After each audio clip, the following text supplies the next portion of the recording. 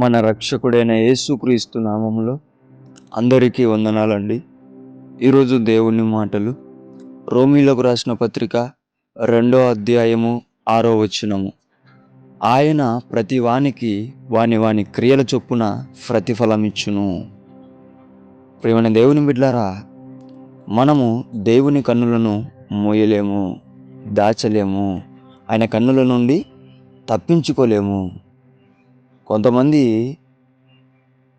ఎవరు నన్ను చూడడం లేదు, ఎవరు నన్ను ఏం చేస్తారు అనే ఆలోచనతో విచ్చలవిడి జీవితం జీవిస్తూ ఉంటున్నారు. అటువంటి విచ్చలవిడి జీవితానికి ఖచ్చితముగా వాని క్రియల చొప్పున ఆయన ప్రతిఫలం ఇచ్చేవాడై ఉంటున్నాడు. కాబట్టి దేవుని బిడ్డలారా, ఆయన గొప్ప న్యాయాధిపతి. మంచి చేసిన వారికి మంచిగా న్యాయం తీర్చేవాడు, చెడు చేసిన వారికి అదే విధముగా శిక్ష అనే న్యాయం తీర్చేవాడై ఉంటున్నాడు.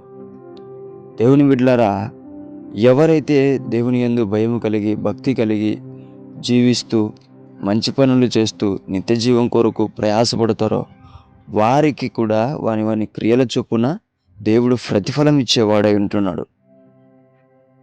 ఎప్పటికైనా గుర్తుపెట్టుకోండి, ఈ లోకంలో న్యాయాధిపతి న్యాయం చేస్తారో చేయరో తెలియదు, కానీ ఖచ్చితంగా మన న్యాయాధిపతి అయిన యేసయ్య చెడు చేసిన వారికి శిక్ష, మంచి చేసిన వారికి నిత్య జీవం అనేది అది ఖచ్చితమైన న్యాయం.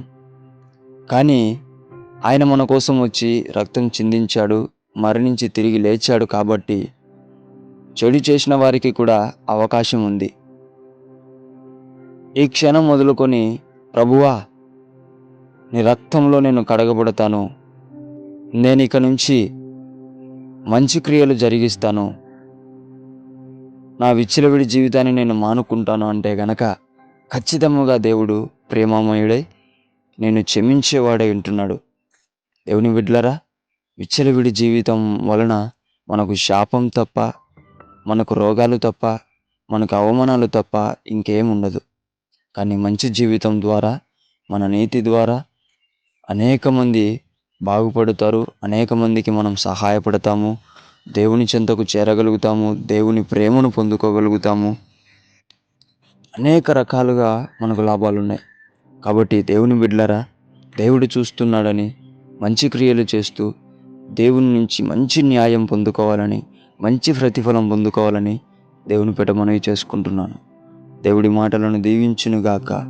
ప్రార్థిద్దాం. యేసయ్యా, మీకు వందనాలు, స్తోత్రాలు ప్రభువా. మా న్యాయాధిపతి నీవు ఉన్నాయన. ఇన్ని రోజులు నన్ను విచ్చలవిడి జీవితం ఎవరైతే నన్ను తండ్రి ఉంటున్నారో ప్రభువా, వారు క్షమాపణ పొందుకుంటుండగా క్షమించి మంచి జీవితంలోకి నడిపించండి నాయన.